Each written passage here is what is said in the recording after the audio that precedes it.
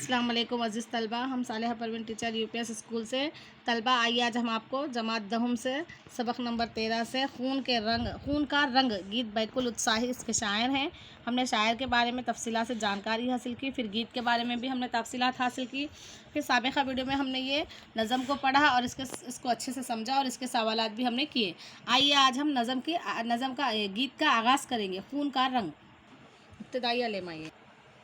यहाँ पर नज़म का गीत का आगाज़ करने से पहले हम इब्तिदाया देखेंगे। दुनियाए उर्दू के शेरी मंजरनामे पर उभरने वाले मुअतदिद अहद साज शोरा अपने कलाम और हुस्न तख्लीक़ के हवाले से उर्दू की अजीम गंगा जमनी तहज़ीब का सरमाया इफ्तिखार हैं, जिन्होंने उर्दू के चमनिस्तान को रंगारंग वलवला ज़ार बना दिया है।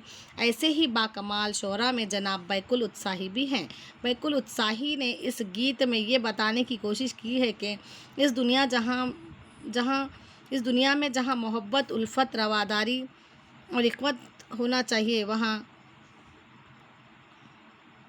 क़त्ल व खून व गारतगिरी का बाज़ार गर्म है और लोग एक दूसरे के खून के प्यासे हो गए हैं। आइए इस गीत के ज़रिए बैकुल उत्साही ने इन वाक़यात को कैसे दिलसोज़ अंदाज में पेश किया है, वाकिफ़ होंगे। देखिए, गंगा जमनी तहज़ीब यानी कि हिंदू मुसलमान सिख जो हमारे हैदराबाद दक्कनी तहज़ीब है, उसको गंगा जमनी तहज़ीब बोलते हैं। जबकि मोहब्बत, उल्फत और रवादारी इख़्वत से रहना था, लेकिन आजकल क्या है, एक दूसरे के खून के क़त्ल व गारत और खूनगिरी के बाज़ार गर्म है बोल के बोले। चलिए इनके किस अंदाज में इन्होंने इस गीत को पेश किया है, आज हम देखेंगे। क्यों चली कैसे चली उल्टी ज़माने की हवा, क्या लहू एक नहीं, एक भाई ने किसी भाई का घर लूट लिया, क़त्ल ममता को किया नूर नज़र लूट लिया, छीन ली कांपते होठों से जवानी की दुआ, क्या लहू एक नहीं। आदमियत को नुमाइश में सजा रखा है, धर्म को जैसे किताबों में छुपा रखा है, जिसे एहसास मोहब्बत है क़यामत की बला, क्या लहू एक नहीं। अज़मत अमन का पैगाम चले थे लेकर, बादे सबर का भी जाम चले थे लेकर, शीशा ज़ब्त तो नाजुक था मगर टूट गया, क्या लहू एक नहीं। देखिए बच्चों, मैं आज आपके सामने ये गीत पढ़कर गाकर सुनाई है, यानी कि नज़म ख़वानी कर सुनाई है। आपको इसमें कुछ समझ में आया? क्यों चली कैसे चली उल्टी ज़माने की हवा बोल के बोल रहे हैं यहाँ पर। क्यों चली कैसे चली उल्टी ज़माने की हवा, यानी कि यहाँ पर क्या बोल रहे, क्या लहू एक नहीं। तो इसमें बैकुल उत्साही क्या बताना चाह रहे हैं कि ये ज़माने की उल्टी हवा ऐसे कैसे चल रही है, जहाँ दुनिया में मोहब्बत, इख़्वत, रवादारी होना चाहिए, तो वहाँ क़त्ल व गारतगिरी हो रही है, एक दूसरे के खून के प्यासे हैं। एक भाई ने किसी भाई का घर लूट लिया, क़त्ल ममता का किया नूर नज़र लूट, यानी कि एक दूसरे का क़त्ल कर रहे, क़त्ल व गारत कर ले रहे किसी, यानी कि क़त्ल जिसका क़त्ल होता तो उसकी ममता क्या, क़त्ल ममता को किया नूर नज़र लूट लिया। किसी का बेटा रहता हो जिसका हम क़त्ल कर देते हैं, एक दूसरे को मारने में कोई मर जाता, तो वो क्या है, किसी का बेटा रहता, तो वो माँ की ममता को, उसके नूर नज़र को लूट लिया।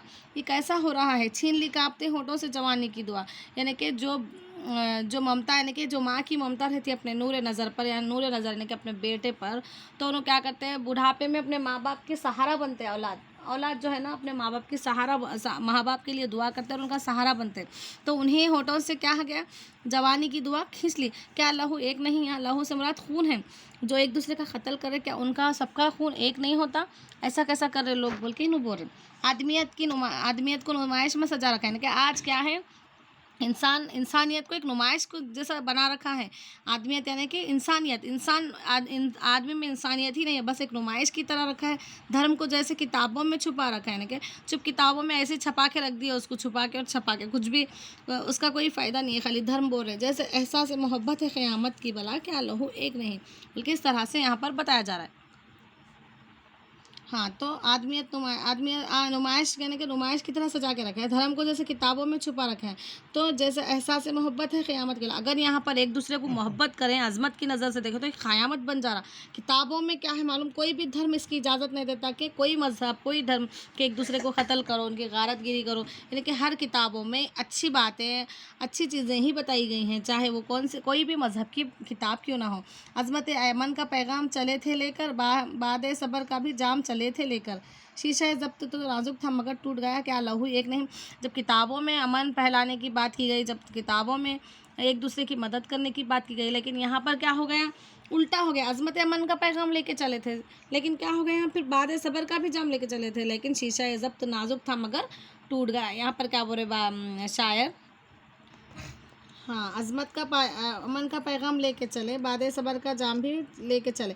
तो हमारी जो मज़हब थी, हमारी तहज़ीब जो है ना, हमको क्या है, अज़मत का पैगाम लेके चले और सबको हम बाद सब्र का जाम भी पिलाए थे। लेकिन ऐसा क्या हो गया कि शीशा ज़ब्त नाजुक था मगर टूट गया। क्या लहू एक नहीं, हम सब एक दूसरे को बोले अच्छा करेंगे वो करेंगे बोले, लेकिन फिर क्या हुआ, अचानक ऐसा क्या हो गया कि लहू एक नहीं बोल के आज शायर ऐसा पूछ रहे हैं। आज आपको मैंने ये लहू का रंग समझाया है। अगर इसमें कुछ आपको समझ में नहीं आया तो आप मुझे पूछ सकते हैं।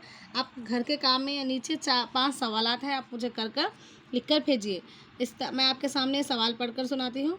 सवाल नंबर 1, नज़म के इन 3 बंद से आपने क्या समझा। सवाल नंबर 2, अमन का पैगाम देने के लिए हमें क्या करना चाहिए। और सवाल नंबर 3, उर्दू ज़बान के ज़रिए आप कौमी यकजहती को कैसे फ़रोग़ दे सकते हैं। और सवाल नंबर 4, कोई भी मज़हब तशद्दुद को फ़रोग़ नहीं देता, कैसे समझाइए। तशद्दुद मीन्स वायलेंस।